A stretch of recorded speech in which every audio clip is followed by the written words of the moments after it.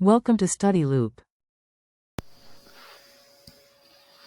Hello everybody. Today we are working with question 44 out of the OChem textbook. This section of the textbook deals with carbohydrates.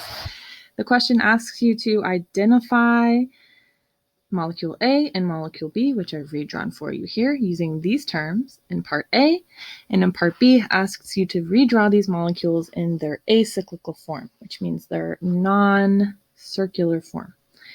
So this question is actually, in my opinion, easier to do by starting with part B. So for the time being, we're going to ignore these terms up here and get on with breaking some bonds.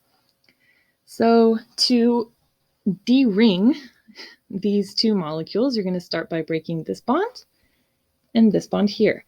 So you're going to take the electron out of this bond that belongs to this oxygen and put it here into this bond, which will make a double bond with this carbon. I'm going to kick it out. Same on the other side. That will result in kicking a hydrogen off of this carbon.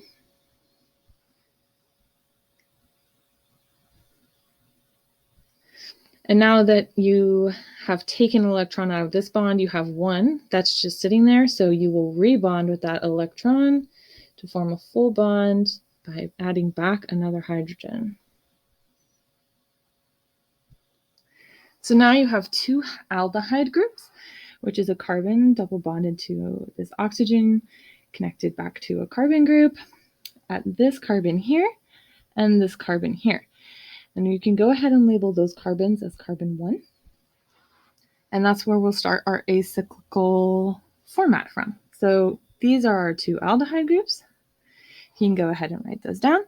And then we'll start with molecule A. Moving along, you have a hydroxide group facing down, a hydrogen group facing up. So we'll draw it down to the right and up to the left. The next is flipped from that. So hydroxide group here, hydrogen group here. The next carbon is once again flipped in orientation. So back to hydroxide on the right, hydrogen on the left.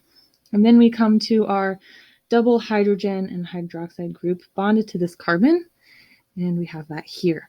So on to group B, you have your carbon here. That is your aldehyde group.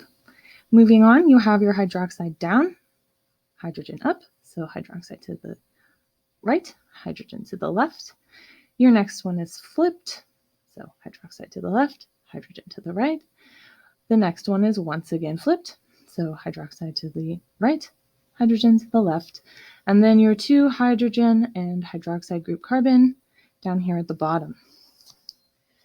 So it states in the question that these are aldopentoses, which means that there's 5 carbons in the sucrose chain, and aldo for there being an aldehyde group on the end. So if you go to page 1107 in your textbook, you'll see that there's a chart of all of the different aldopentoses that you can have. And the one that takes on this form, if you match it up, is a D-xylose.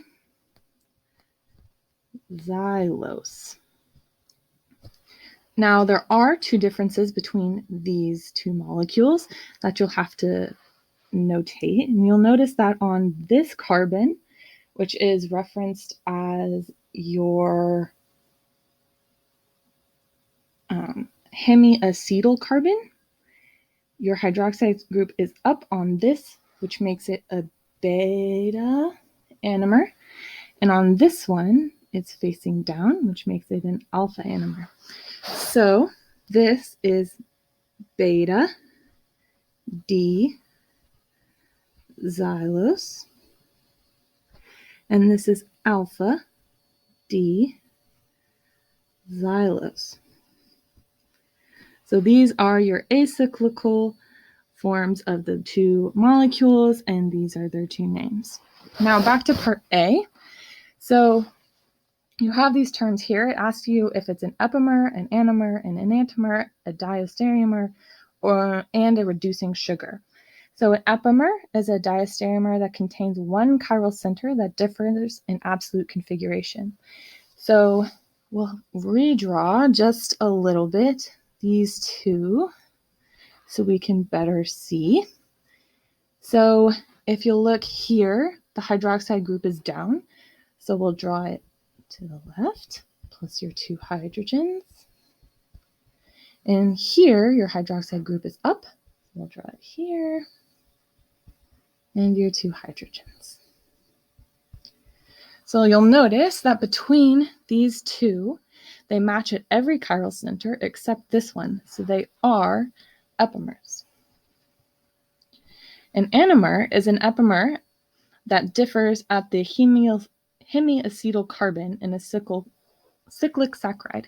So because these two are the hemiacetyl carbons, and they're the only two that differ, they're also anomers. An enantiomer is a stereoisomer that are mirror images of each other. So if we draw a line between these two, and if you were to flip this directly over the bond, you would notice that they wouldn't be the same because this hydrogen would end up being over here. So they are not enantiomers. Diastereomers are stereoisomers that are not mirror images. So because these are not mirror images, but they do have the same chemical format, they are diastereomers. Reducing sugars are capable of being a reducing agent because it has a free aldehyde group or a free ketone group. And a note here in your textbook, it notes that all monosaccharides are reducing sugars. So yes, these are reducing sugars because they have those 2 aldehyde groups. And that's just about it. So thank you so much for following along.